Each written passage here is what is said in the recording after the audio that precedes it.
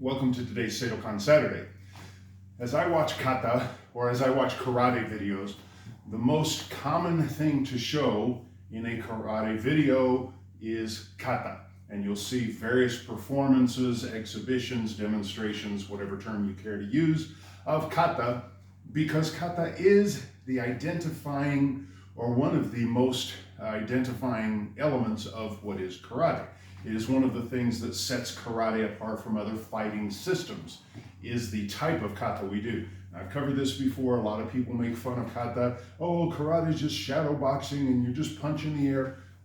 Pretty much every fighting system has some form of solo practice, whether in drills or in long form, such as a 2-minute shadow boxing round in boxing, or Muay Thai, such as skill drilling solo in wrestling or jiu-jitsu, especially even in Brazilian jiu-jitsu, but especially in traditional Koryu, old school jiu-jitsu, which kind of gets lost, I guess, in the conversation nowadays. Anyway, almost every fighting system has some form of solo practice. For karate, it is kata.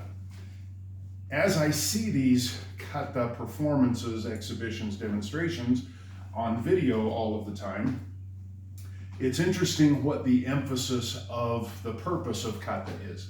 A lot of them are performative, and one of the most common I see currently, the WKA, the competition organization of traditional karate, if you will, Japanese karate competition, is that they are showing adaptations in their rules and how you must perform the kata according to their standards and strictures. And for example, let's say we're doing naihanchi, right? From here, you can't stomp. You're supposed to just set your foot smoothly. And do you fall to it, or do you reach and then... So they're putting all sorts of little rule, grading, scoring requirements, just like you would in a gymnastics scoring, because that's essentially what they're doing. Now, with kata, as it has evolved through the last century and a half especially, the emphasis on different aspects of kata has been altered. Some do it for fitness. There's a guy named Honda Kenji who teaches, I'm trying to remember which version of Shorinryu, but he has a series of videos, 63-year-old man, slow morning karate practice. Beautiful, almost Tai Chi-ish, great for health, good exercise. In his dojo, he also teaches the full speed and when he's teaching his karate classes. But as an individual practice, he gets up in the morning and does kata, slow motion, no power, purely for the movement as a morning exercise to get himself started in the day. That is one purpose of kata, which has evolved. It is an exercise program, if you will. If I wanted to practice the kata for explosive exercise, and I'm using Pinyan Shodan obviously here, I could still put the snap and emphasis and everything into it and still perform it for exercise. He's doing it as a Tai Chi slow moving exercise. We could do it as an explosive exercise. That's one evolution of what kata has become, because the benefit of kata as exercise was discovered and then superimposed on the existing paradigm. Another version of kata is, again, purely performative, which goes into the competitive or demos or whatever else. Nick Sensei himself has said many times that he performs kata differently than his personal individual practice sometimes when he's putting on a show, which he does a lot of shows between his Daiko team and his Hamaya Daiko, and anyway, he does a lot of performing. So, and tournament style, talking with Juan Carbajal many years ago, the difference between how they train to do a kata for a tournament versus training kata just for individual practice. And so performative or competitive kata is a separate category unto itself. Now, I don't pretend to, I'm no good at it, so bear with me here, but as a demonstration, if I'm doing, for example, let's just take Seisan, our base kata. If I'm doing Seisan for performance, I'm going to work on snap and individual power movements. That's good for developing snap, hit, power, and so forth, but not every movement in a kata is intended that way. It's a different method. And what also happens with this, and I'll emphasize, is in competition and demonstration, the step and the hand movement are simultaneous. If I'm doing kata for self-defense purposes, the step and the hand movement are not going to be simultaneous. They're going to be separated. You'll see this in probably the most famous Seidokan performance is Toma Sensei doing Kusanku kata. So when he's doing the knife hand step forward, for example, he's not going, he's stepping forward, block, stepping forward, knife hand, as opposed to the sharper, simultaneous push-pull type of movement. So the quality of movement changes. Why all these evolutions from fitness to performance to competitive? What brought about that evolution for the purposes of karate? Well, it's a good thing, okay? Don't get me wrong. Performing kata for these other reasons is great. It keeps the interest. But when I'm watching all of these karate videos and all they do is demonstrating kata, I think we lose something. If you go back, and again, I'll use Toma as the example, and even older, we have footage of Hohan Soken doing kata.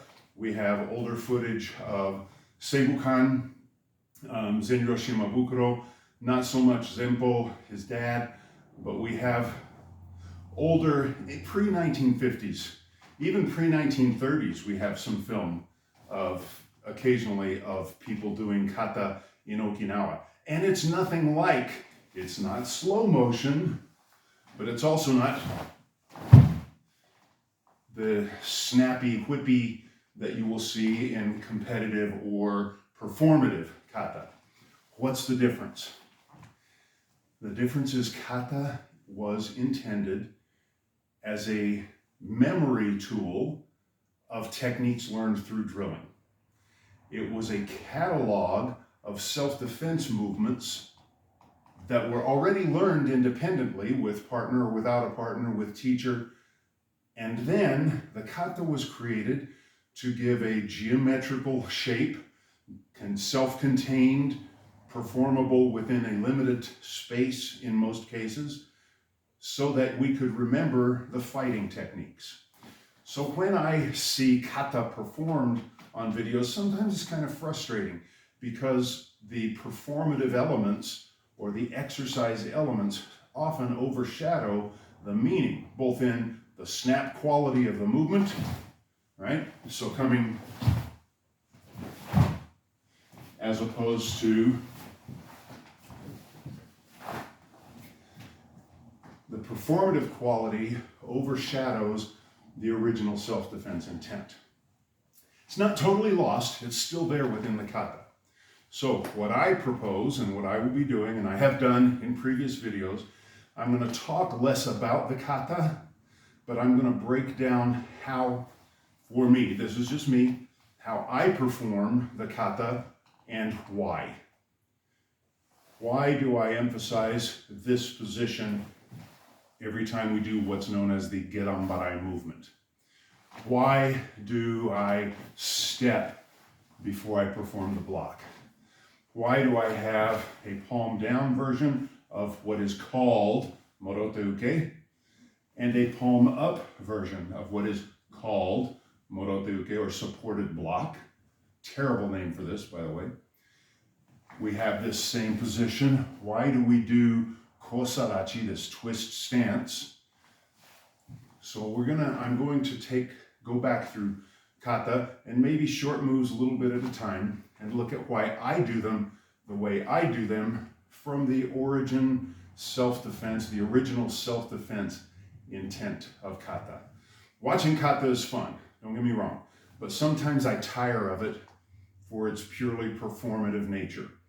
And I'll go back to a story that I've told before. When I tested back in 2002 for my rokudan, for my 6th dan, with Anna Bruce Heilman, Eddie Bethea, I believe, was there. Can't remember who all. Jody Paul, of course, was the head of that panel because he was testing me for Seidokan. Kurt Sieber was there on the panel. Ed Stiltner. That pretty much was most of them. They were all on the panel, but I still remember these words from Sieber Sensei. Thank you, Kurt. After my testing, and because I was doing the techniques along with my students, I emphasized the power and the grunt and everything. And it was very, very hard approach. And in the evaluation conversation after, Kurt said, I expected a much subtler power. And that's what I want to start looking at, not the overt, not the demonstrative, not the health fitness exercise, slow or fast, but the original self-defense intent and why I do the moves in the kata the way I do them based on the old school self-defense approach. That's my Seidokan Saturday for today. Food for thought. Look for that coming in the coming weeks with movements from kata. Maybe not a whole complete kata, but possibly with instructional on how I do and why I do the moves. Because it's not just the end point that matters. It's the beginning point, the midpoint trajectory, arc, straight line versus arcing lines. All of those things matter from a self-defense perspective in how we do kata. Thanks for joining. Like, share, subscribe, hit the bell, share with a friend, leave your comments, make requests, and until next week, as always, and most importantly, let's keep practicing.